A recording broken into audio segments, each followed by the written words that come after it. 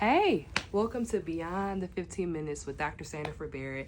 I am your board-certified internal medicine doctor here to talk about pre-diabetes. This is a condition that I see so commonly in the office. A lot of people don't feel it, they don't know they have it until we check that blood level.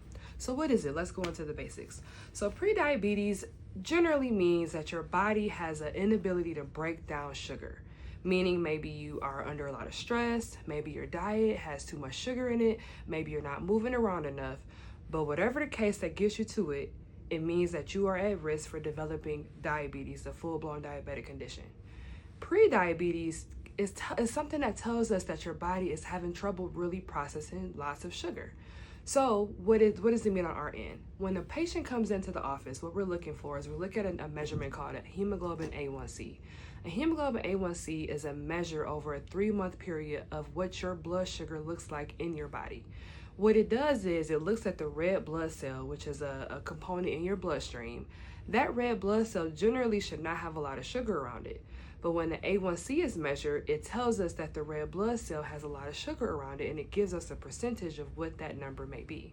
So generally, a pre-diabetic A1C value of anywhere between 5.7 and 6.4 is diagnostic for pre-diabetes. So if you've ever been told that your A1C was between 5.7 and 6.4, this means that you may be pre-diabetic. And I say maybe because we're going to get into some caveats at the end of this video. But the A1C of 5.7 or 6.4 tells us as doctors that you are at risk for developing diabetes. Diabetes is when your A1C is at 6.5% or greater.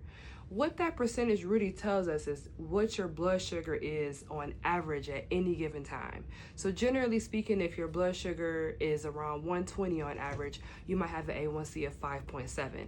And the higher your blood sugar goes up in your blood, the higher your A1C. We care about this condition because sugar, although it tastes good, is not good for our body. It's not good for our blood vessels. It causes a lot of damage to our organs in the long run, especially those small vessels like in the eyes, in the kidneys, in the feet, in the fingers.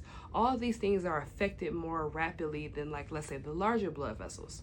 So when we have people come in, we measure this test and we're looking for that number. It's normally drawn during your routine physicals, or if your doctor's been monitoring it for you because let's say you were pre-diabetic, it's a measure that we always want to look at, and it's something that you want to make sure you know and you keep track of as well.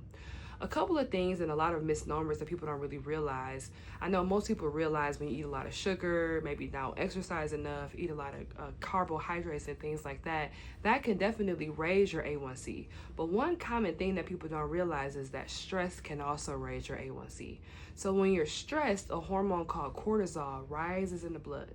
When that cortisol level rises, your glucose or blood sugar also rises. So when we check your A1C over that 3-month period of time, stress may be a factor that's causing someone's A1C to go up. Generally speaking, when we talk to someone and we tell them that they're pre-diabetic, most people are told you need to exercise more, eat less carbohydrates, eat less processed foods, which are all true, but you also want to make sure that you're monitoring your stress levels too, because stress is definitely a hidden factor that can cause the A1C to rise. Some things that you can do to reduce your A1C naturally are going to be exercise. Generally speaking, we do need to move. Most of us, with the sit-down jobs and different things like that, we're not moving as much. And you want to make sure that you're moving, not just if you have an active job where you're on your feet a lot. You want at least 30 minutes of dedicated exercise where your heart rate is going up. And the reason I said it is because when your heart rate goes up when you exercise, epinephrine goes up, and when epinephrine is high, it actually helps the body process that glucose more efficiently. It also makes your cells more sensitive to insulin. Because also the other thing that happens with prediabetes is that your body's insulin channels, and insulin is a molecule that the pancreas makes. And when the pancreas makes its insulin, insulin's job is to go to every single cell around the body. Every cell has little doors, if you will, and the doors need to open. In order for those doors to open, you need insulin. So insulin goes to the door, opens the door, and then blood sugar or blood glucose runs into those cells. What happens when you're pre-diabetic or insulin resistant, what happens is that those cells don't open the door as easily to those initial insulin levels. You need more insulin to then open those doors. And when the doors don't open, that blood sugar stays in the bloodstream much longer. And that's what causes the blood sugar to be higher or show a pre-diabetic level in the bloodstream. When we exercise, move our bodies more, it makes those cells more sensitive to the insulin that our bodies are already making and allows those cell doors to open up, causing sugar to run inside, and the body normalizes itself. So that's the real reason why exercise is more important than, just moving around a little bit. You actually want to get your body moving. You want to sweat. You want activity where you can barely talk. That's what we're looking for when we say truly having exercise. And then also processed foods. A lot of the foods that we're eating out here are not real. They're just not, they taste good, but they're not being processed effectively. And that processed food in excess can definitely raise your blood sugar levels and cause prediabetes as well. And then there's also the piece of genetics. Sometimes no matter what you do, no matter how you move in life, if your genetics are predisposing you to conditions like diabetes and prediabetes, you probably have to work 3 times as harder to negate those conditions from happening in your body. If you've been diagnosed with prediabetes, it does not mean that you are going to be diabetic. You can definitely make these lifestyle changes and see some changes in your bloodstream. Now, going back to when I talked to you about the A1C and the values that can be a little bit different.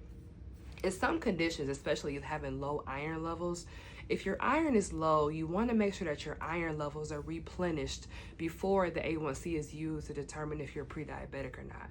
When your iron levels are low, because again, remember I told you that the red blood cell is what we're using as the hemoglobin A1C. Iron is a very important molecule needed to sustain a red blood cell. So if you don't have good enough iron stores in your body, your red blood cells might be low, and that can give a false measurement of your A1C. So before you are told that your A1C is high and you're diabetic or pre-diabetic, you want to make sure that your doctor is also checking your iron levels too. There's also certain conditions that can also change the hemoglobin molecule in the bloodstream. A lot of people have different misfolded hemoglobin molecules that can cause different changes in the red blood cell.